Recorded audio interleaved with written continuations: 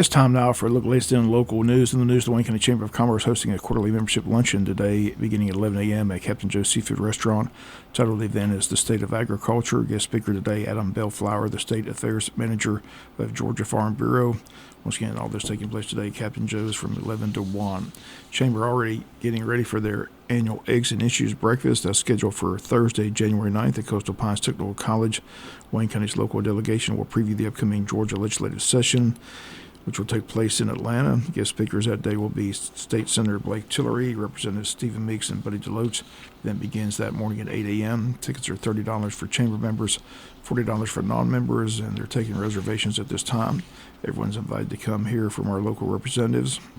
Once again, the date Thursday, January the 9th from 8 a.m. to 10 a.m.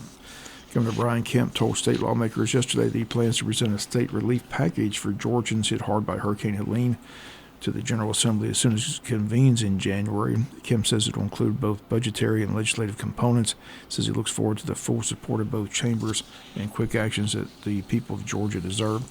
Kemp also told legislators gathered in his hometown of Athens, Georgia, that he intends to introduce legislation to enact meaningful tort reform in the state for the first time in 20 years. Kemp says over the last few months his office has had roundtable discussions across the state, listening to people about what they're facing in our state's legal climate, from small business owners, hospitals, doctors, and healthcare workers, grocery stores and child care providers, and many more. The message has been abundantly clear. Our status is as the top state for business is not substantial if we fail to address our state's unbalanced legal environment. Kemp did not go into detail, saying he'll have more on this topic in the coming days. Governor also says he wants to strengthen the state's education programs and workforce and enhance investments that bring more jobs to Georgia, especially in the rural areas. Kemp says all these measures are achievable and will make the state better. Once again, the legislative session is set to kick off in January. Kemp says he's called on the Biden administration and Congress to pass a quick relief package that includes block grants to get some money flowing to the people in Georgia who need it. We'll be back with more news after this word from our sponsor, other commercial messages, so please stay tuned. Other news, former District Attorney Jackie Johnson will be in court today at the Glenn County Courthouse as she faces charges of violation of oath of office, which is a felony, and she also has a misdemeanor charge hindering a police officer. Charges stem from her handling of the shooting death of Ahmaud Arbery, which occurred back in the year 2020. Her attorney's been tied up in Atlanta for nearly 2 years handling a racketeering and gang trial in Atlanta. That's the reason for the delay, and Judge Turner scheduled a trial date for the former DA for January 21st. But first, this preliminary motions hearing is set for this morning at 9 a.m. WIFO-FM will be in Glenn County. Have a full report for you tomorrow here on the local news.